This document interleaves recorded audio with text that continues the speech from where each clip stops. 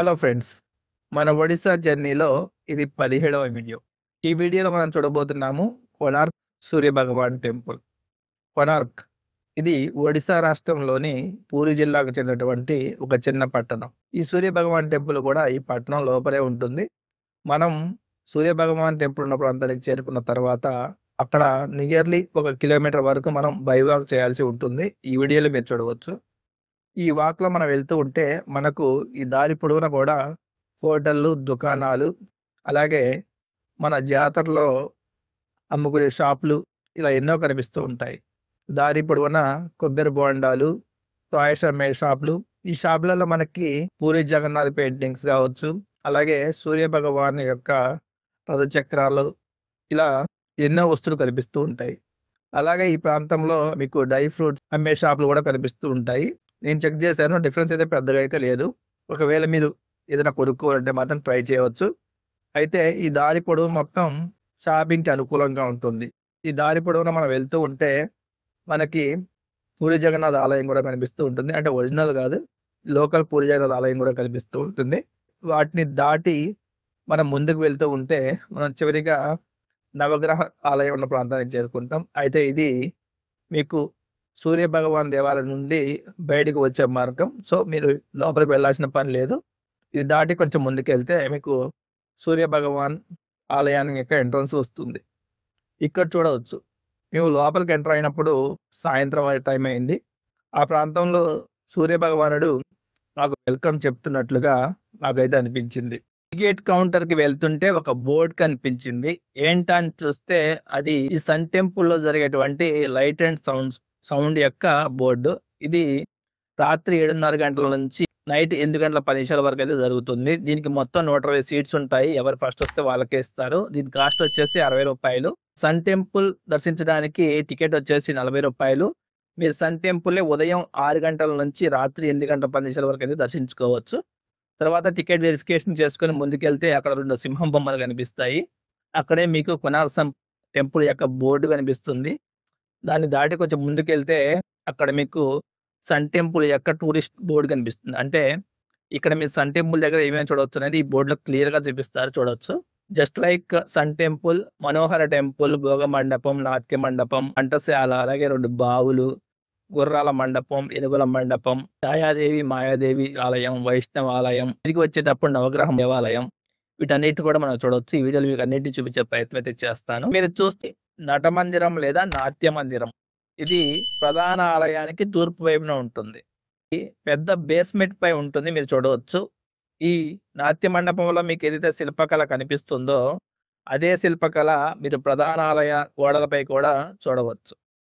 ఈ నాట్య మందిరానికి దీని ముందున్నటువంటి మనోహర మండపానికి మధ్యలో ఒకప్పుడు అరుణ స్తంభం ఉండేది. అయితే ఒకప్పుడు జరిగినటువంటి కొన్ని సమస్యల వల్ల ఈ అరుణ స్తంభాన్ని ఇక్కడి నుంచి తీసి పూరి జగన్నాథ్ ఆలయానికి తరలించారు. ఈ అరుణ స్తంభం అనేది సూర్య భగవానుడి యొక్క రథసారథి అయినటువంటి అరుణుడికి అంకితం చేయబడింది. 18వ శతాబ్దం చివరిలో ఈ అరుణ స్తంభాన్ని కోనార్క్ ఆలయం నుండి తొలగించి పూరి జగన్నాథ్ ఆలయంలోని సింహద్వారం వద్ద ఒక మరాఠా బ్రహ్మచారి ప్రతిష్ఠించారు. ఏకశిల కోరైడ్‌తో తయారు చేయబడిన ఈ నల్లని స్తంభం 33 అడుగుల 8 అంగుళాల వరకు ఉంటుంది. ఇప్పుడు కొద్దిసేపు ఈ నాట్య మందిరం యొక్క అందాన్ని, శిల్పకళ సౌందర్యాన్ని ఆస్వాదించండి.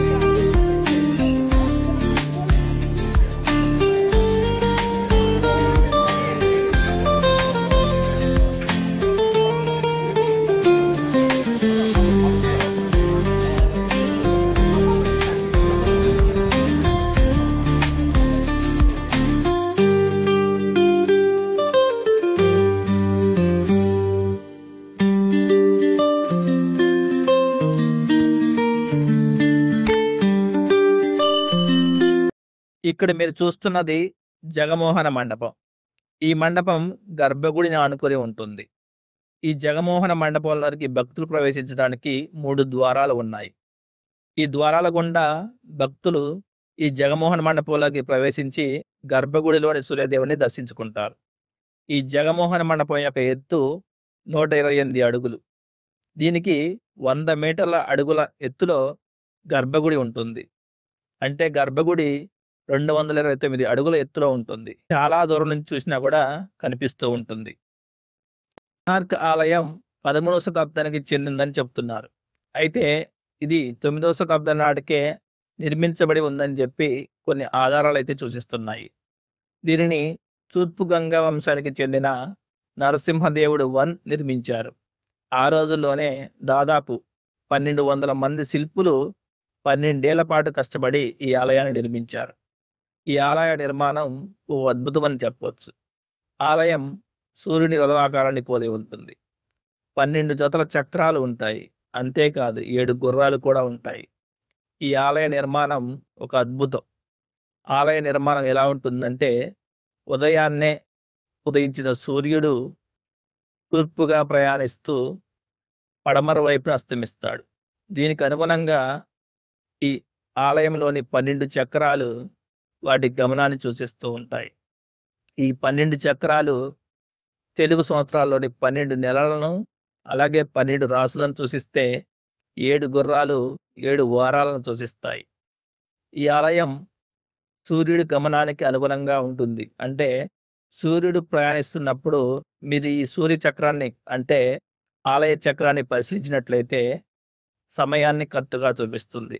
అంటే నిమిషాల వరకు ఈ సమయం అనేది ఖచ్చితంగా ఉంటుంది. అలాగే ఈ ఆలయ నిర్మాణాన్ని వర్ణించాలంటే మన వాళ్ళు ఏ ఆలయాన్ని నిర్మించినా దానికి ఒక స్పెషాలిటీ ఉంటుంది. అయితే ఈ ఆలయ నిర్మాణమే ఓ అద్భుతమైతే ఈ ఆలయ శైలి ఎలా ఉంటుందంటే ఉదయాన్నే ఉదయించిన సూర్యుని యొక్క తొలి కిరణం ఆలయ గర్భగుడి ద్వారాన్ని తాకుతున్నట్టుగా నిర్మించారు. అలా అంతేకాదు ఈ ఆలయ నిర్మాణంలో ఎన్నో శిల్పాలు వాడారు. ఇవి ఖజురహో మాదిరి శిల్పాలుగా ఉంటాయి. హిందూ వేద పద్ధతి శాస్త్రంలో కోణార్క్ టెంపుల్ అని ఇలా వర్ణించారు. సూర్యుడు తూర్పున ఉదయిస్తూ తన 7 గుర్రాల రథంలో ఆకాశం నుంచి వేగంగా ప్రయాణిస్తూ తన 2 చేతుల్లో 2 తామర పువ్వులను పట్టుకొని నిలబడి ఉండగా రథసారథి అర్జునుడు వేగంగా రథాన్ని నడుపుతూ వస్తూ ఉన్నాడట.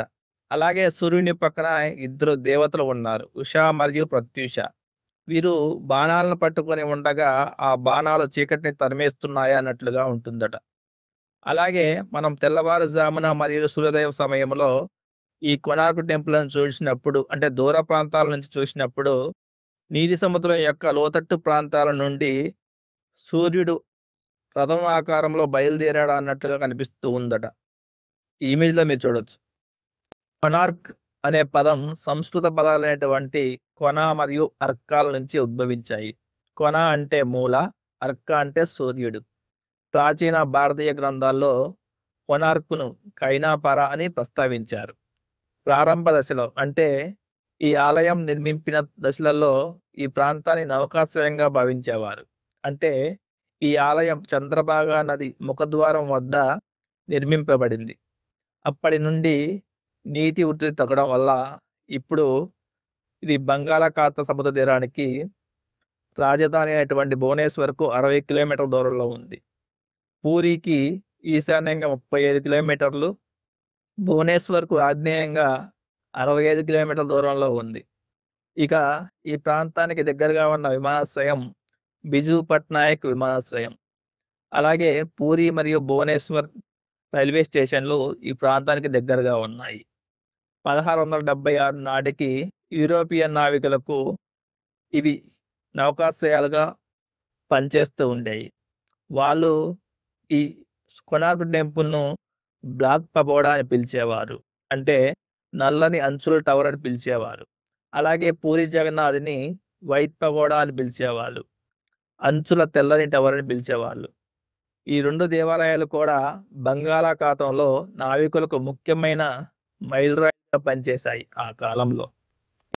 కోనార్క్ ఆలయ శిల్పకళను వర్ణించాలంటే ఆలయ పునాది నుండి కిరీట మూలకాల వరకు ఆలయ గోడలపై ఎన్నో చిత్రాలు ఉన్నాయి.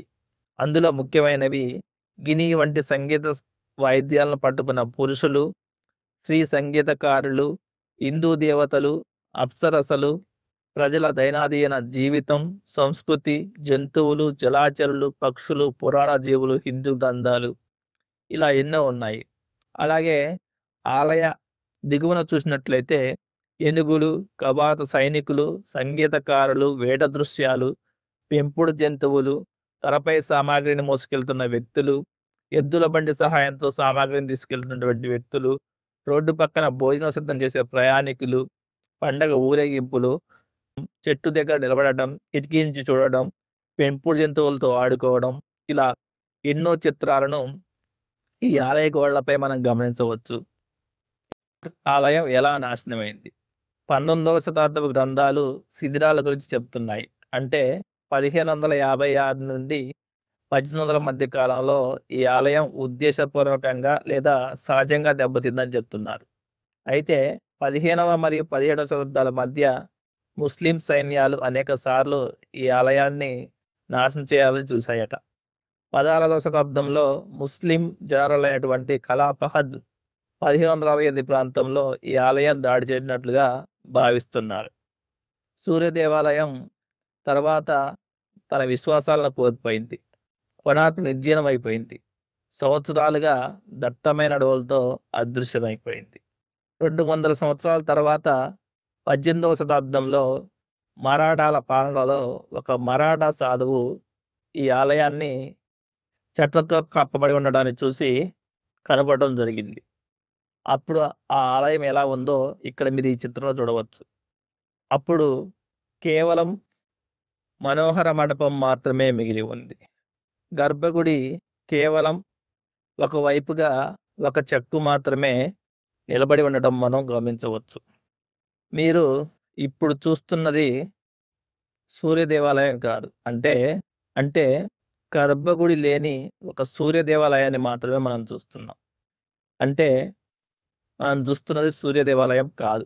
ఎందుకంటే ఇక్కడ దేవుడు లేడు. ప్రస్తుతం మనం ఇక్కడ చూస్తున్నది కేవలం ఒక ఆర్కియాలజీ సంబంధించిన ప్రదేశాన్ని మాత్రమే. ఇక్కడ మీరు చూస్తున్నది సన్ టెంపుల్ యొక్క పూర్తి చిత్రం. సన్ టెంపుల్ నిర్మించినప్పుడు ఈ చిత్రంలో చూపించినట్టుగా కనిపిస్తుంది అనమాట. ఇక్కడ మీరు చూడొచ్చు, రెండింటిని రెడ్ లైన్ గా హైలైట్ చేశాను. అందులో ఒకటి అరుణ స్తంభం, రెండోది గర్భగుడి. అరుణ స్తంభాన్ని కొన్ని సమస్యల వల్ల ఇక్కడ నుంచి తొలగించి పూరి జగన్నాథ్ ఆలయంలో ప్రతిష్ఠించారు. అది కూడా మీరు ఇక్కడ ఇమేజ్ లో చూపిస్తున్నాను చూడండి. తర్వాత నెక్స్ట్ ఇమేజ్ లో మీకు కనిపించేది ప్రస్తుతం, అంటే ఒకప్పుడు నిర్మించినప్పుడు గర్భగుడితో పాటు మనోహర మండపం ఉండేది. ప్రస్తుతం ఇక్కడ నల్లగా చూపిస్తున్నది గర్భగుడి. అది ప్రస్తుతం ఇప్పుడు లేదు. ప్రస్తుతం కేవలం మనోహర మండపం ప్లస్ గర్భగుడి యొక్క శిథిలాలు ఏవైతే మీకు గోల్డ్ కలర్ లో చూపిస్తున్నారో అవి మాత్రమే మిగిలి ఉన్నాయి. అలాగే ప్రస్తుతం 2025లో ఈ శిథిలాలు ఎలా ఉన్నాయనేది ఇక్కడ వీడియోలో చూపిస్తున్నాను చూడండి. ఇక్కడ మీరు చూడబోతుంది ఛాయాదేవి ఆలయం లేదా మాయాదేవి ఆలయం. కోనార్క్ ఆలయ సముదాయంలో అనేక చిన్న దేవాలయాలు నిర్మాణాలు కూడా ఉన్నాయి. అందులో ముఖ్యమైనదే ఈ ఛాయాదేవి ఆలయం.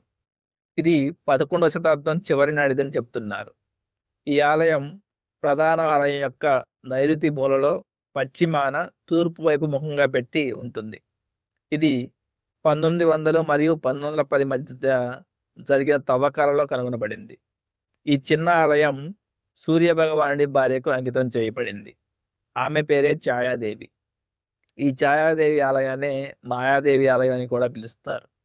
ఇది సూర్యుని భార్యకు అంకితం చేయబడింది. అందుకనే ఈ ఆలయానికి మాయాదేవి ఆలయం లేదా ఛాయాదేవి ఆలయం అని పేరు పెట్టడం జరిగింది. అయితే తర్వాత జరిపిన అధ్యయనాల ప్రకారం ఇది మాయాదేవి ఆలయం కాదు, సూర్యదేవుని ఆలయం అని తెలిసింది. అంటే 11 మరియు 12 శతాబ్దంలో నిర్మించినటువంటి మొదటి సూర్య దేవాలయమే ఈ ఛాయాదేవి ఆలయం. అలాగే గర్భగుడిలో మీకు ఎటువంటి విగ్రహం అయితే కనిపించదు. ఇప్పుడైతే కేవలం ఒక చిన్న సూర్యదేవుని విగ్రహాన్ని అయితే ఉంచారు. దాన్ని మీకు చూడవచ్చు. అయితే ఈ ఆలయం తర్వాత మాయాదేవి ఆలయంగా మార్చబడింది. సూర్య దేవాలయం యొక్క నీడ ఈ ఆలయంపై రోజుకు ఒక్కసారి మాత్రమే పడుతుందని చెప్తారు. ఛాయాదేవి ఆలయం గర్భగుడి మరియు వాకిలి పైభాగం కాలక్రమేణా నాశనం అయిపోయాయి. ఇక్కడ చూడొచ్చు. మీకు ఇక్కడ కూడా పైకప్పు అనేది కనిపించదు. కానీ ఆలయ గోడల మిగిలిన భాగం అందమైన రాతి శిల్పాలతో ఉంది. మీరు లోపల గోడలు చూడొచ్చు. లోపల గోడలపై ఏనుగులు, అందమైన రాతి శిల్పాలు, ఏనుగులు, గుర్రాలు ఇలాంటి బొమ్మలు మీకు కనిపిస్తాయి. అలాగే ఆలయ బయట గోడలపై ఏనుగులు, ఆడవారు, గుర్రాలు, నాగమిథున అంటే స్తంభాన్ని పెనవేసుకున్న నాగదేవతలు, సూర్యదేవుడు, వాయుదేవుడు, అగ్ని, విష్ణువు ఇలా ఎన్నో బొమ్మలను ఈ ఛాయాదేవి ఆలయంపై మీరు గమనించవచ్చు. 1960లో ఒక గ్రామంలో తాళపత్ర గ్రంథాలు దొరికాయి. అందులో ఈ ఆలయం గురించి చెప్పబడింది. ఈ ఆలయాన్ని శివసామంతరాయ నిర్మించారని చెప్పబడుతుంది. అంతేకాదు ఇదే ఒకనాటి పాత సూర్య దేవాలయం అని, తర్వాత ఇప్పుడున్నటువంటి సూర్య దేవాలయాన్ని నిర్మించారని కూడా చెప్తున్నారు. ప్రస్తుతం ఇక్కడ మీరు ఈ ఆలయం యొక్క శిల్ప సౌందర్యాన్ని చూడవచ్చు.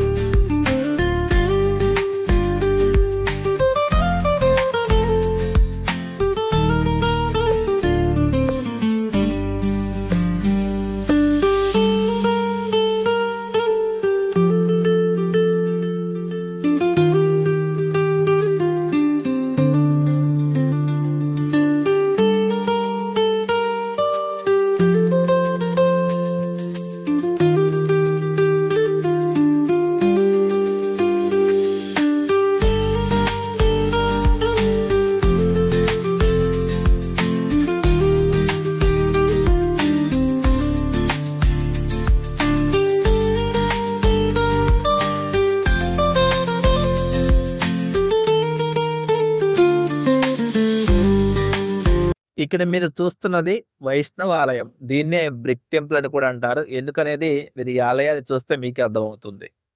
ఈ ఆలయం మాయాదేవి ఆలయానికి నైరుతి దిశలో ఉంది. ఇది 1956లో తవ్వకాల సమయంలో కనుగొనబడింది. ఈ ఆలయం విష్ణుకి సంబంధించిందని చెప్తున్నారు. అందుకే దీనికి వైష్ణవ ఆలయం అని కూడా పేరు. ఇక ఈ ఆలయం యొక్క గర్భగుడిలో మనకి చాలా విగ్రహాలు ఉన్నాయని చెప్తున్నారు. అయితే ప్రస్తుతం అయితే ఈ ఆలయాన్ని చూడవచ్చు. అంతా ఎర్రని బ్రిక్స్‌తో కట్టారు. అందుకే దీనికి బ్రిక్ టెంపుల్ అని పేరు పెట్టారు. కానీ ఈ టెంపుల్‌లో చూస్తుంటే లోపల ఎటువంటి విగ్రహాలు గాని ఉన్నట్టుగా ఏం కనిపించలేదు. కేవలం గర్భగుడిలో ఒక చిన్న సూర్యుని యొక్క విగ్రహం ఉంది. ఎలా అయితే మాయాదేవి టెంపుల్‌లో ఉంచారో సేమ్ అలానే కనిపించింది తప్ప, ఈ గుడి ఆల్మోస్ట్ కూలిపోవడంతో బ్రిక్స్‌తో కట్టినట్టుగా అయితే నాకైతే అనిపించింది.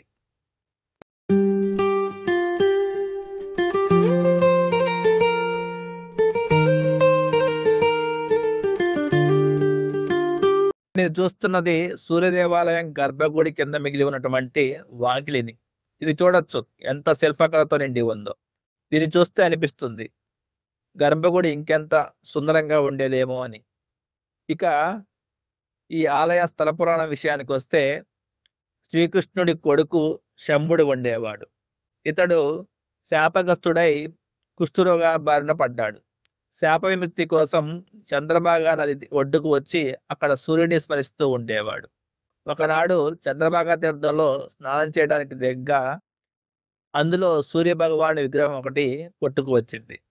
దానిని తీసుకువచ్చి ఇప్పుడు సూర్య దేవాలయం ఉన్న ప్రాంతంలో పెట్టి అక్కడే పూజలు చేస్తూ ఉండేవాడు. అలా తన శాపానికి విముక్తిని పొందాడు. కాలక్రమేణా ఈ సూర్యుని విగ్రహం ఏమైపోయిందో ఇప్పటికీ ఎవరికీ తెలియదు. తర్వాత నరసింహదేవుడు ఇప్పుడు మనం చూస్తున్నటువంటి కొనార్క్ సూర్య దేవాలయాన్ని నిర్మించాడు. నిర్మించి పక్కనే ఉన్నటువంటి ఇప్పుడు మాయాదేవి లేదా ఛాయాదేవి ఆలయం చెప్పబడుతున్నటువంటి దేవాలయం నుంచి సూర్య భగవాను యొక్క విగ్రహాన్ని తీసుకొచ్చి దానికి అన్ని రకాల పూజలు చేసి ఈ కొనార్క్ సూర్య దేవాలయంలో ప్రతిష్ఠించారు. ఇది ఈ ఆలయం యొక్క స్థల పురాణం, విగ్రహం యొక్క చరిత్ర. ఇక్కడ చూడవచ్చు. ఆలయ గోడలపై రాయితో చేయబడినటువంటి విస్తరించిన ముసలి మరియు యాలీ బొమ్మలు. ఇవి ప్రత్యేకంగా ప్రస్తావించదగినవి. ఎందుకంటే ఇవి అందంగా చెక్కబడిన రాతి బొమ్మలే కాదు, ఇవి నీటి కలవలా కూడా పనిచేశాయి. నేడు ఉన్న ఆలయాన్ని బ్రిటిష్ ఇండియా యుగ పురావస్తు శాఖ పరిరక్షించి దానిని పునరుద్ధరించింది. ఈ ఆలయాన్ని మొదట కనుగొన్నప్పుడు శిథిలమై ఉన్న గర్భగుడి యొక్క శిథిలాలను చాలా టెంపుల్ యొక్క నిర్మాణంలో మాత్రమే కాదు, ఈ ఆలయ గర్భగుడిలోని ఎన్నో విగ్రహాలను ఎన్నో ఆర్కియాలజీ మ్యూజియాలకి పంపించడం జరిగింది. అందులో కొన్ని మన దేశ మ్యూజియంలో అయితే, కొన్ని ఇంగ్లాండ్లో కూడా ఉన్నాయి. 1984లో యునెస్కో ప్రపంచ వారసత్వ ప్రదేశంగా ఈ కొనార్క్ సూర్య టెంపుల్ ప్రస్తావించబడింది. అంతేకాదు, హిందువులకు ఒక మంచి దర్శన ప్రదేశంగా కూడా మిగిలిపోయింది. ఫిబ్రవరి నెలలో ఇక్కడ చంద్రభాగా మేళ జరుగుతుంది. అప్పుడు ఎంతో మంది ఇక్కడ చేరి ఒక జాతరగా నెలకొల్పుతారు. అంతేకాకుండా భారత ప్రభుత్వం సూర్య దేవాలయాన్ని గౌరవిస్తూ 10 రూపాయల నోటుపై ఈ ఆలయం యొక్క రథచక్రాన్ని ముద్రించడం కూడా జరిగింది. మనొకటి గుర్తొస్తుంది, అదే గాలిలో వేలాడే విగ్రహం. అవును, ఇది నిజంగానే ఉండేదట. కొనార్క్ సూర్య దేవాలయం ఒక ప్రత్యేకమైన అయస్కాంతాల నిర్మాణ అమరికతో నిర్మించబడింది. ఆలయ ప్రధాన గోపుర నిర్మాణ సమయంలో కళాకారులు 2 రాతి ముక్కల మధ్య ఒక ఇనుప పలకను ఉంచేవాళ్ళట. అలాగే ఆలయ పైభాగంలో ఒక పెద్ద లౌడ్ స్టోన్ ఉండేదట. ఇది 52 టన్నుల భారీ అయస్కాంతం అని చెప్తున్నారు. అలాగే సూర్య భగవానుడి విగ్రహం ఇనుముతో కూడిన పదార్థంతో చేయబడిందట. అలా పైన అయస్కాంతం, కింద అయస్కాంతం, అలాగే ఆలయ గోడల చుట్టూ బలోపేతం చేయబడిన అయస్కాంతాల యొక్క ప్రత్యేకమైన అమరిక వల్ల ఈ విగ్రహం గాలిలో తేలుతూ ఉండేదట. అలాగే ప్రధాన ఆలయం మరియు సూర్య భగవానుడి స్థానం తీరం నుండి సూర్యుని మొదటి కిరణం ఈ సూర్య భగవానుడి కిరీటం వద్దటువంటి వజ్రం మీద పడేటట్టుగా ఈ నిర్మాణం జరిగిందట. అంతేకాకుండా ఈ లవ్ స్టోన్ యొక్క అయస్కాంత ప్రభావం వల్ల కీరముండా వెళ్ళే, అంటే ఒకప్పుడు ఈ ప్రాంతం ఓడరేవు ప్రాంతంగా ఉండేదని మనం ముందుగానే చెప్పుకున్నాం. ఈ లవ్ స్టోన్ ప్రభావం వల్ల ఈ తీరం గుండా వెళ్ళే నావికులకు ఈ అయస్కాంత శక్తి చాలా ఇబ్బందిగా అనిపించేదట. దాని వలన పోర్చుగీస్ నావికులు ఈ ఆలయంలోని లౌడ్ స్టోన్ను తీసుకెళ్లారని, అలా లౌడ్ స్టోన్ను తొలగించడం వల్ల ఈ ఆలయం కూడా కూలిపోయిందని ఒక కథనం కూడా చెప్పబడుతుంది. ఈ కొనార్క్ సూర్య దేవాలయానికి మొత్తం 24 చక్రాలు వాడారని చెప్పుకున్నాం, అంటే 12 జతలు. ఈ 24 చక్రాలు కూడా ఒకే పరిమాణాన్ని కలిగి ఉంటాయి, అంటే 9 అడుగుల 9 అంగుళాల వ్యాసం కలిగి ఉంటాయి. అన్ని చూడడానికి ఒకేలా కనిపించినప్పటికీ వీటిలో వాడినటువంటి శిల్ప నైపుణ్యం మాత్రం డిఫరెంట్గా అనిపిస్తూ ఉంటుంది.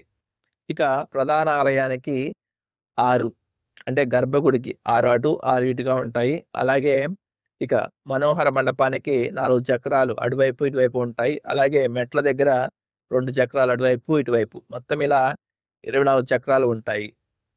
అలాగే ఈ ప్రతి చక్రంలో చూడవచ్చు మీకు 8 వెడల్పు చువ్వలు, అలాగే 8 సన్నని చువ్వలు ఉంటాయి. ప్రతి ఒక్క చువ్వకి, అంటే వెడల్పు చువ్వకి లేదా సన్నని చువ్వకి మధ్య డిఫరెన్స్ 3 గంటలు ఉంటుందని చెప్తున్నారు.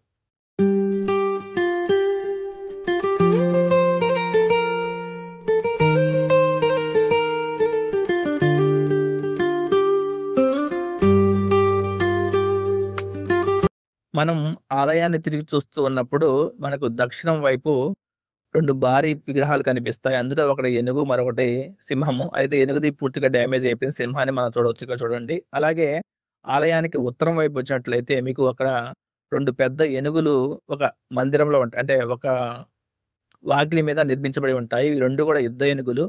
ఈ 2 ఏనుగులు కూడా ఈ ఆలయాన్ని శిథిలావస్థలో కనుగొన్నప్పుడు మెట్ల దగ్గర ఉన్నటువంటి ఈ 2 ఏనుగులు కూడా కనిపించాయట. యాక్చువల్గా ఈ 2 ఏనుగులని స్వాగతం పలకడానికి ఉపయోగించారని చెప్తున్నారు. అయితే వీటిని తర్వాత తీసుకొచ్చి ఈ ఉత్తరం వైపునున్న వాకిలిపై నిర్మించి ఉంచారు. ఈ 2 యుద్ధ ఏనుగులు కూడా 2 కూడా దేనికవే డిఫరెంట్‌గా ఉంటాయి. ఒకటి తూర్పు వైపున 2.1 మీటర్లు ఉండి ఒక యోధుడిని పట్టుకొని కొడుతూ ఉంటుంది. రెండవది పశ్చిమ వైపున 2.2 మీటర్ల ఎత్తులో ఉంటుంది. దీని శరీరం కింద ఒక యోధుడు కత్తి పట్టుకొని ఉంటాడు. ఈ 2 కూడా ఒకప్పుడు యుద్ధంలో ఏనుగుల ప్రాముఖ్యతను వివరిస్తాయి. అలాగే మన భారత ప్రభుత్వం 1966లో కొనార్క్ ఏనుగును ఒక స్టాంపుపై ముద్రించడం జరిగింది. దాన్ని ఇక్కడ చూపిస్తాను చూడండి. చూడవచ్చు. జగమోహన మండపానికి 3 ద్వారాలు ఉన్నప్పటికీ ఈ 3 ద్వారాలు కూడా క్లోజ్ చేసిబడి ఉన్నాయి. దీనికి కారణం ఏంటంటే ఇక్కడ సర్వే చేసేటువంటి అధికారులకు ఈ జగమోహన మండపం కూలిపోతుంది అనే డౌట్స్ వచ్చాయట. అందువలన 1903లో అప్పటి లెఫ్టినెంట్ గవర్నర్ జగమోహన మండపం కూలిపోకుండా ఉండడం కోసం దాని లోపల ఇసుకతో నింపి ఈ ఆలయం యొక్క ద్వారాలను క్లోజ్ చేయడం జరిగిందట. తర్వాత 1905లో ఈ జగమోహన మండపానికి అలాగే దీని ముందున్నటువంటి నాట్య మందిరానికి కొన్ని మరమ్మతులు చేశారట. అయితే 2022 సెప్టెంబర్ 8న ఈ జగమోహన మండపం నుండి ఇసుకను తొలగించాలని స్టార్ట్ చేశారట. అయితే ఇది 3 సంవత్సరాల్లో పూర్తవుతుందని చెప్తున్నారు. అంటే 2025 సెప్టెంబర్ 8. కానీ మేము రీసెంట్‌గానే ఈ జగమోహన మండపాన్ని విజిట్ చేయడం జరిగింది. కానీ అక్కడ ఎటువంటి తవ్వకాలు జరుగుతున్నట్టుగా నాకైతే అనిపించలేదు. బహుశా మున్ముందు ఇది జరగొచ్చేమో. మరి మీకిక్కడ ఒక మండపాన్ని చూపిస్తున్నాను చూడండి. ఇది ఏ మండపం అనేది ఎక్కడా కూడా మెన్షన్ చేయలేదు. అలాగే ఈ మండపం దగ్గర నుంచి మీరు అస్తమిస్తున్న సూర్యుడి వెలుగులో కొనార్క్ దేవాలయాన్ని చూడొచ్చు చూడండి. ఈ మండపానికి దగ్గరలో మీకు ఏనుగుల మండపం కూడా ఉంది చూడొచ్చు. ఇవి 2 కూడా మనకి యుద్ధ గుర్రాలను రిప్రజెంట్ చేస్తాయి. ఇవి బలం మరియు శక్తికి చిహ్నాలుగా పనిచేస్తాయి. ఎలాగైతే ఏనుగులు అంటే యుద్ధ ఏనుగులు ఒక వ్యక్తిని తొక్కుతున్నట్లు మరొక వ్యక్తి దాని కింద పడుకున్నట్టు ఉంటాయో అలాగే ఈ 2 గుర్రాలు కూడా సేమ్ రిప్రజెంట్ చేస్తాయి. కానీ ఇక్కడ గుర్రాల పక్కన మీకు నిల్చున్న వ్యక్తుల్ని కూడా మీరు చూడవచ్చు. ఈ 2 గుర్రాలు కూడా ఒడియా యోధుల పూర్వ యుద్ధ వైభవాన్ని మరియు పరాక్రమాన్ని మనకు తెలియజేస్తాయి. 1964లో ఒడిస్సా ప్రభుత్వం ఈ గుర్రాల్లో ఒకదాన్ని తమ రాష్ట్ర శిక్షణలో చేర్చారు. అలాగే స్వాతంత్రం వచ్చిన 2వ వార్షికోత్సవం సందర్భంగా అంటే 1949 ఆగస్టు 15న కొనార్క్ గుర్రాన్ని ఒక స్టాంపు పైన ముద్రించారు.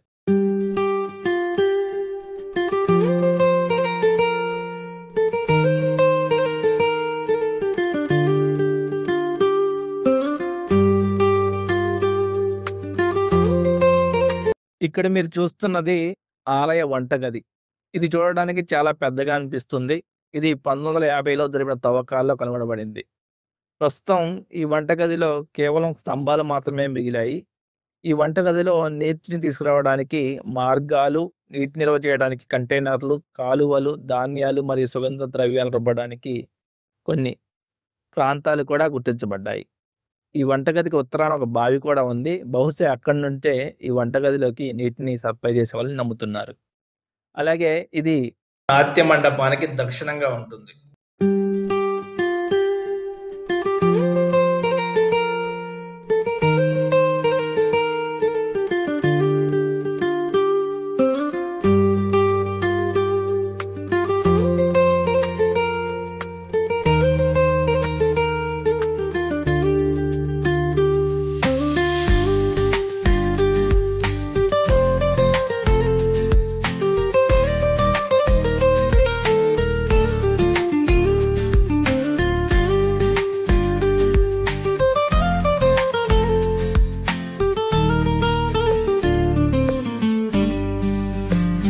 ఇక్కడ మీరు చూస్తున్నది నవగ్రహ ఆలయం. ఈ ఆలయం మీరు సూర్య దేవాలయాన్ని చూసి బయటకు వస్తున్నప్పుడు కనిపిస్తూ ఉంటుంది. ఇక్కడ నవగ్రహాలు ఒకే రకమైన నల్లని గ్రానైట్ రాయిపై చెక్కబడి ఉన్నాయి. వచ్చేటప్పుడు ఖచ్చితంగా ఈ నవగ్రహాలను దర్శించే బయటికి రండి. తిరిగి మరొక వీడియోలో కలుసుకుందాం. వీడియో నచ్చినట్లయితే లైక్ చేయండి, షేర్ చేయండి. Please like, share and subscribe.